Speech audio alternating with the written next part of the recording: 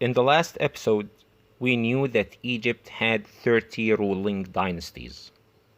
Egyptologists have grouped them into major eras of prime and decline, and they are as follows.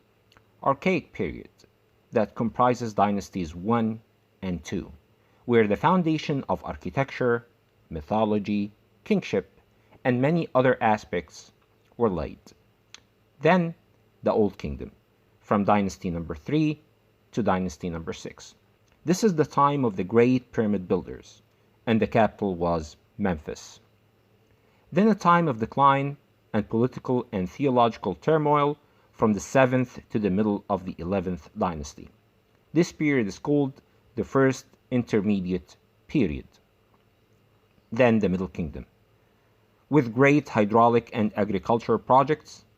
Unfortunately, the pharaohs of that period are not that famous to the public, because their main concern was to build projects for the benefit of the people, not to immortalize their names.